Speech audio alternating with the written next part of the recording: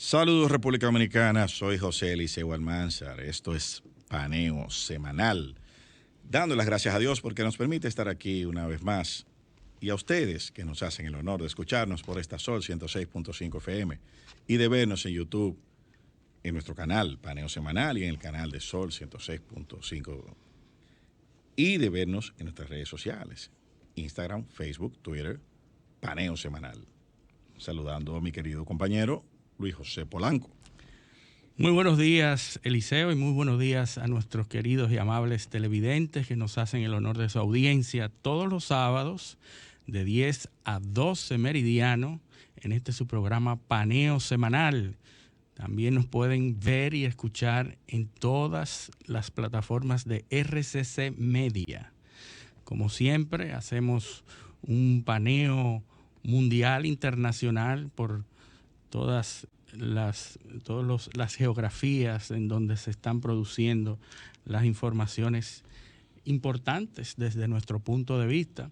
Felicitar a Marileide Paulino, un nuevo logro en la Liga del Diamante, que es una liga del atletismo precisamente, y que ganó primer lugar. En estas competencias no se dan medallas de oro, pero sí se dan premios de dinero en efectivo, $10,000 ya, más para Marileide, que el deporte ha cambiado su vida, su situación económica y social, se ha visto grandemente impactada por el deporte y sus logros. Así que vale la pena dedicarse al deporte, una buena señal.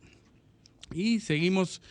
Nosotros siempre no podemos dejar de hablar de China, porque en China, y la gente va a entender que es una insistencia, pero en China se está dando hoy una situación de amenaza contra Taiwán. Esto ha sido denunciado y ha sido dicho por las autoridades japonesas, que están llamando a prepararse ante un eventual conflicto,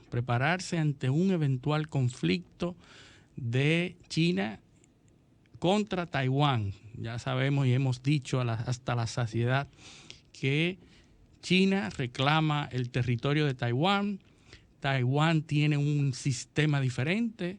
Se había llegado a un acuerdo de que un mismo pueblo, dos sistemas diferentes, es el lema que produjo la paz y el acuerdo entre China y Taiwán, que reclama a Taiwán como uno de sus territorios, pero que China no ha dejado de incidir y de tratar de hacerse del territorio de Taiwán en todas las dimensiones políticas, militares, etc. Entonces, parece ser que en los próximos meses se avecina un conflicto, según lo ha dicho Japón, y Japón, con sus aliados norteamericanos y Corea del Sur, forman una alianza militar en el mar de China para proteger toda esta zona geográficamente muy importante, y están haciendo ejercicios militares,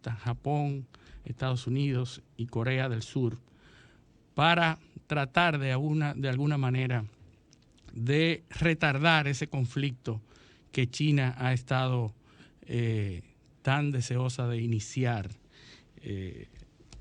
reclamando lo que ellos entienden que es su territorio. Otra noticia importante, como siempre, no ha dejado de ser importante, el asunto del coronavirus, la variante Delta, el auge de las infecciones en territorios que se habían mostrado con cierto nivel de éxito frente a la pandemia y hoy están retomando una curva ascendente en las infecciones. Nueva Zelanda, Australia, y que como una reacción de la población en contra de las medidas que estos gobiernos de estos países están tomando, se ha revelado hay protestas bastante encarecidas, bastante fuertes, en contra de las medidas de encierro. Eso está pasando en Nueva Zelanda, está pasando en Australia y está pasando en Canadá, donde Justin Trudeau tuvo que cancelar una manifestación, una campaña que tenía por la inseguridad que se advertía producto de las protestas de los habitantes de la población. Parece que la población está cansada y hastiada, es natural, ya no quiere estar encerrada, pero tenemos en el ambiente una variante Delta de un virus, de una pandemia que está haciendo estragos, y algunos estudios han determinado que esta variante Delta es resistente y rebaja el nivel de efectividad en un 20% de las vacunas. Es decir, que estas vacunas que ante las variables anteriores y las variables iniciales del COVID-19, del SARS-2, eran efectivas en un 80%, 85%. Hoy, ante la variante Delta, es efectiva en un 60%, en un 65%. Es decir, que esta variante es resistente ante esa efectividad anunciada por estos laboratorios. Ha sido resistente en un 20%. Eso no quiere decir que no funcionen. Las vacunas están demostrado que son efectivas en aliviar los síntomas y en evitar las infecciones y los efectos secundarios que tiene este virus. Es decir, que a pesar de que la variante Delta está haciendo estragos en esos países, en el país no hemos tenido no hemos tenido evidencia, al menos de manera masiva, de presencia de la variante Delta. Bueno. O sea que es importante que nos preparemos. Ya veremos si es suficiente esa expectativa para extender los periodos de emergencia o no. Pero hay que estar prestos a tomar medidas para enfrentar esa variante. Bueno, nos hemos salvado, digamos que con la palabra criolla, a chepa. A chepa. Digo, no sabemos. No, porque tú todavía, sabes lo que siempre se dice es que la Virgen. Sí, el modelo Virgen de la Altagracia. Virgen de la Altagracia. Modelo científico Virgen de la Altagracia. Sí, sí. Es el que nos ha salvado a nosotros es aquí. Un componente que nosotros tenemos. Todavía no sabemos si realmente tenemos la variante Delta. Hasta ahora las pruebas no han arrojado la presencia en el país. Y hasta ahora podemos decir que estamos libres. Bueno. Pero con el aumento del tráfico aéreo, el turismo. Y nuestra apertura hacia el turismo es un riesgo. Es un riesgo cada día y no podemos, o sea, tenemos que asumir que va a llegar en cualquier momento. Que en algún momento va a llegar y tenemos que cuidarnos para eso. Ojalá que las autoridades de aeronáutica, de los aeropuertos, tomen las medidas para impedir o para que se cumplan las medidas que están impuestas por todas las líneas aéreas de que no aborden ninguna persona con este virus. Y yo sé que tú empezaste hablando de China, pero vamos a invertir el orden porque, o sea, vamos a hacerlo un poquito desorganizado el comentario internacional hoy, porque el comentario de Afganistán. Sigue siendo, bueno, hoy amanecimos con una... Pero antes de, por eso es lo que te iba a decir, que como siempre venimos de lo más lejos al más cercano, quiero venir a Latinoamérica, porque tengo unos comentarios cortos y después entonces terminar en el largo, porque tenemos un invitado en la segunda hora que de lujo, promete darnos un buen material.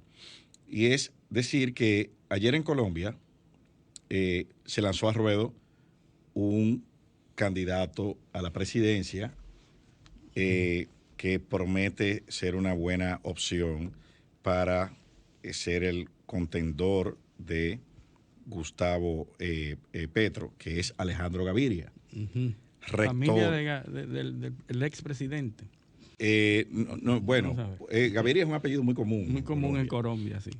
Este es un académico rector de la Universidad de los Andes, que por cierto es una de las, más prestigiosas de las tres mejores universidades de Latinoamérica, ranqueada. Así es. Y dio un discurso de justificación, de presentación de su candidatura bastante bueno, me sorprendió. O sea, luce, la verdad es que una persona... Tiene luces. Sí, bastante positivo, impactó positivamente. Y me parece que va a ser la opción que va a capitalizar el voto de derecha, que andaba por ahí perdido y que le tiene miedo a Gustavo Petro, porque recuerda que hemos hablado mucho del voto emocional. Sí. Había mucho miedo a que la izquierda llegara al poder. Capitalizara todo ese populismo que caracteriza a la izquierda. Y me parece que ese candidato va a capitalizar ese voto conservador, que le tiene miedo a ese voto radical y que se va a polarizar la sociedad. Y veremos, podemos estar viendo el efecto Perú, de una sociedad muy dividida y una votación cerrada. Bueno, que se está dando en casi toda Latinoamérica, se está polarizando. Y una votación cerrada y la sociedad partida prácticamente en dos mitades. Vamos a ver qué pasa, esa novedad. También ahí mismo cerca, en Perú, Pedro Castillo superó su primera prueba de fuego en el Congreso con el voto de confianza. Tuvo que hablar mucho en el Congreso. Sí, y muchas alianzas. Y concertar sus primeros pactos de alianza. Y ya en Estados Unidos, la reunión de Jackson Hole, de la Reserva Federal y los banqueros, donde se está definiendo el futuro económico inmediato.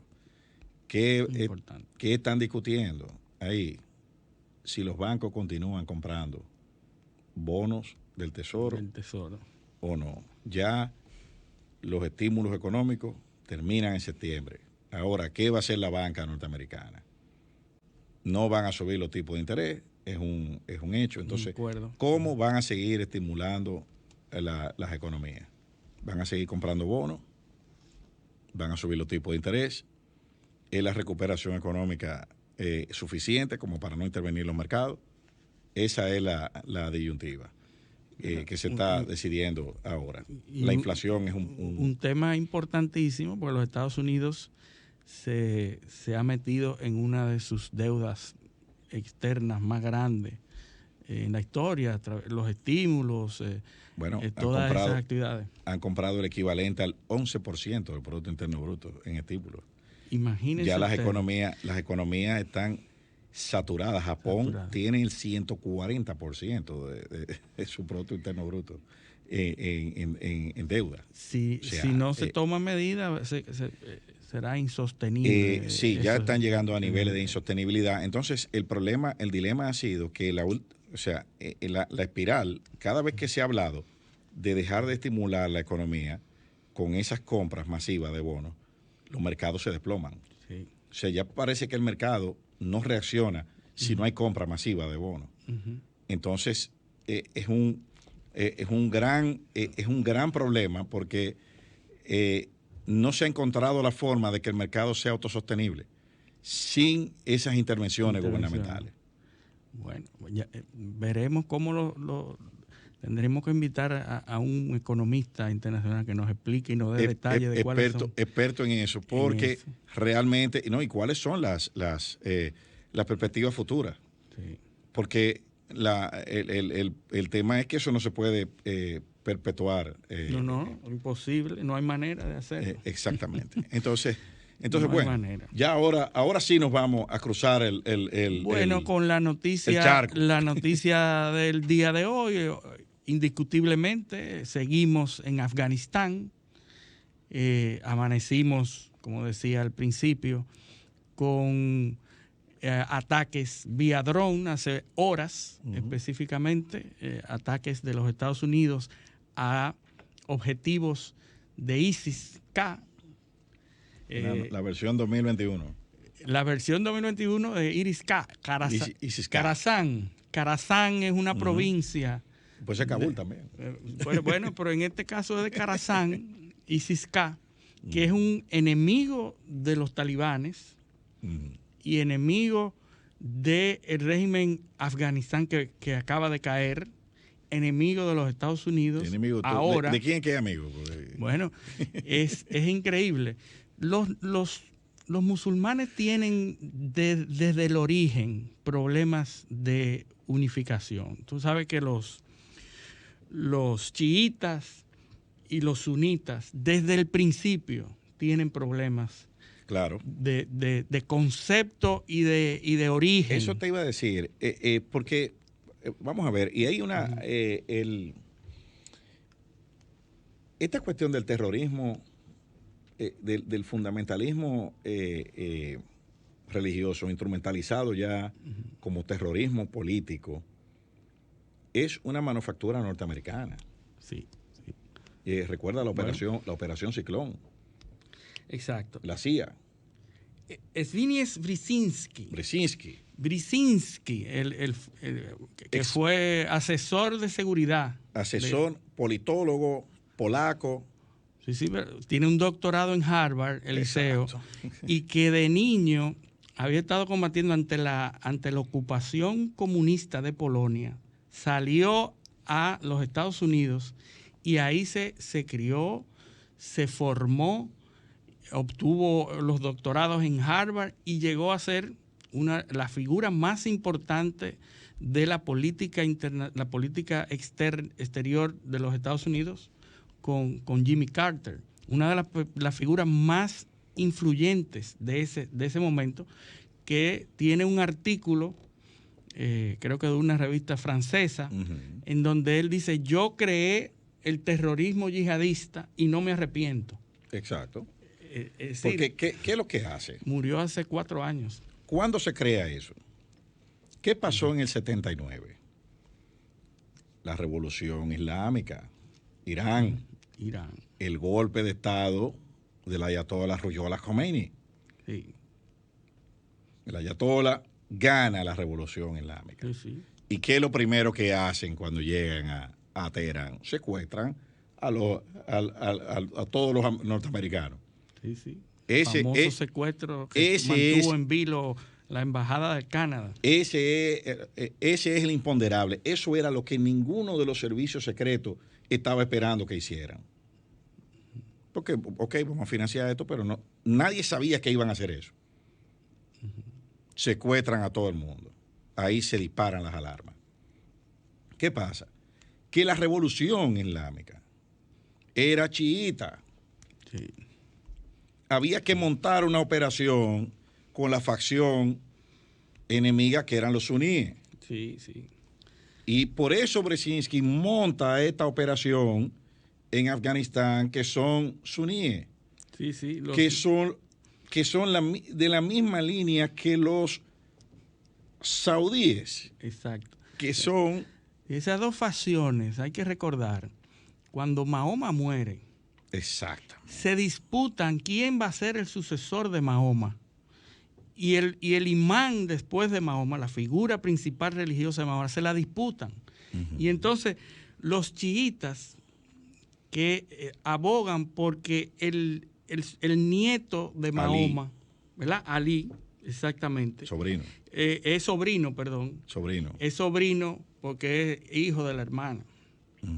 Y los sunitas que dicen que debe ser el padrastro, que era con quien Mahoma andaba por todas partes, el padrastro, porque era el papá de la esposa, de la mujer de Mahoma. Y entonces esas dos facciones se disputan quién es el que debe ser el imán del profeta, o sea, aquí el que el profeta quería. Y ahí nunca se han puesto de acuerdo esas dos facciones. De hecho, el ISIS-K es chiita.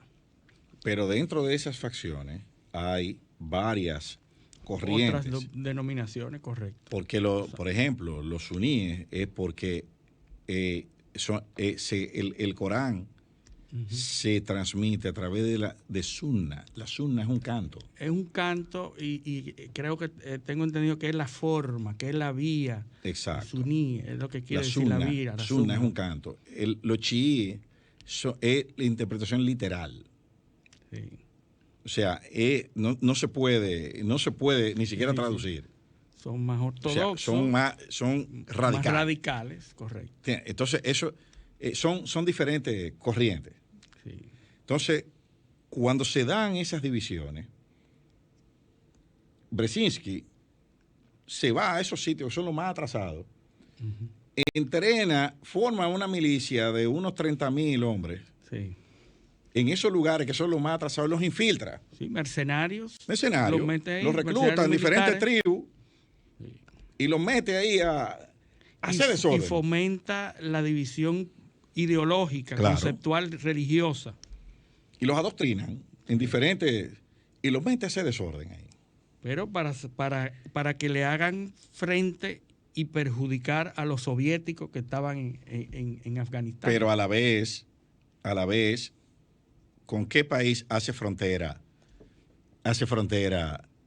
Afganistán? Con Irán. Con Irán. Que son enemigos porque son chiitas.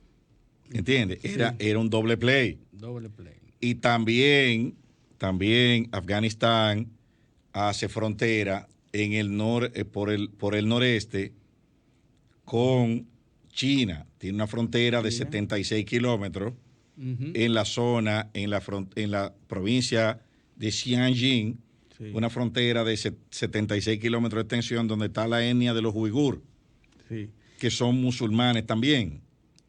Sí. O sea, donde hay una guerrilla. Sí, bueno, una movida genial para atacar varios frentes al mismo tiempo. Exactamente. Y que no se pudieran consolidar ninguno enemigos de los norteamericanos. Y entonces entra en una especie de alianza con Pakistán. Una alianza tácita. Y ahí comienza esa desestabilización. Los soviéticos, para cuidar su frontera sur, comienzan un programa de exterminio de toda esa franja de la población rural del norte de Afganistán y concentran la población en las ciudades.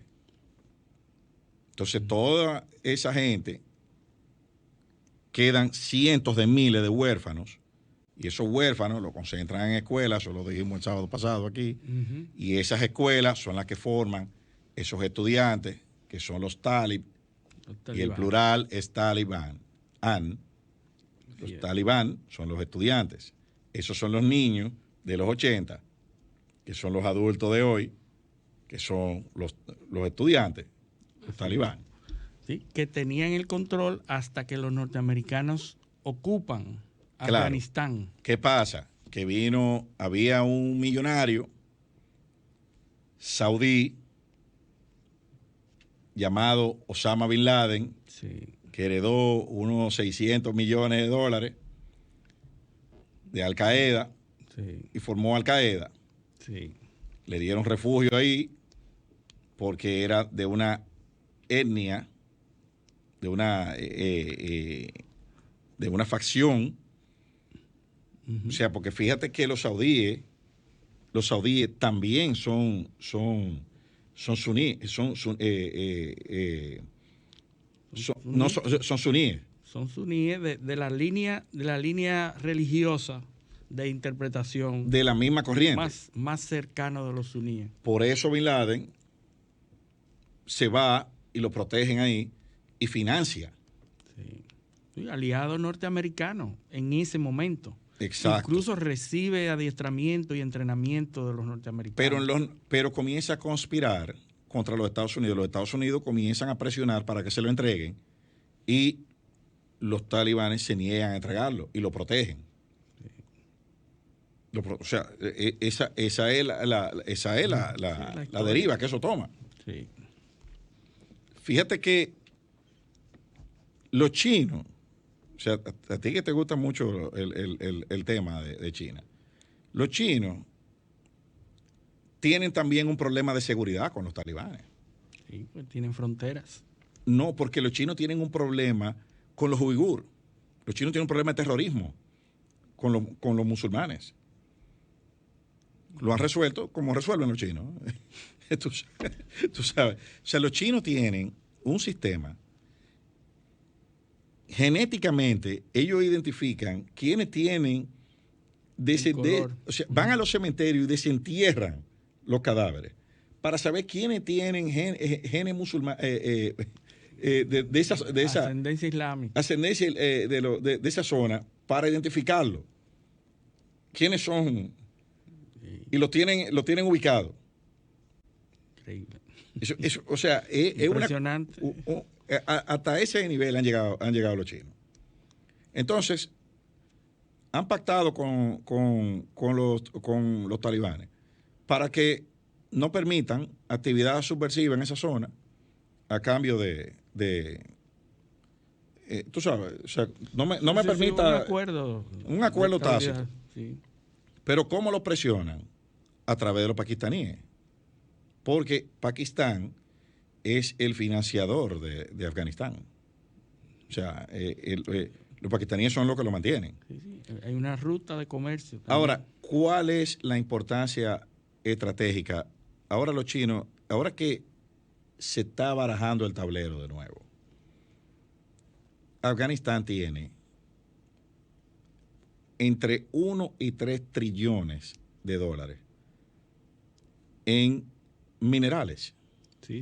Esa es la segunda fuente de ingresos de Afganistán. Está al lado de China. Al lado de China. Y China está muy interesada en esos minerales. Afganistán tiene tierras raras. Exactamente. Que es muy preciado en estos momentos. Tiene tierras raras, tiene muchos de los minerales que necesitan los chinos para para varios sectores clave. Ahí se está dando una importancia en esa zona geopolítica muy interesante, y seguro que vamos a ver mucho más incidentes y acciones y movimientos en esa zona. Pero hay una de los movimientos y de los puntos de vista que nosotros lo hemos mencionado en otro programa, que es el asunto del opio. El opio. Pero yo quisiera irnos a una pausa para entonces tú nos para expliques que entremos con el opio. Con el opio de Afganistán y por qué eso va a ser clave en todo lo que se produzca de ahora en adelante en Afganistán. Así es, porque eso tiene una importancia geopolítica clave. Pero vámonos a la pausa y lo explicamos al regreso. Paneo.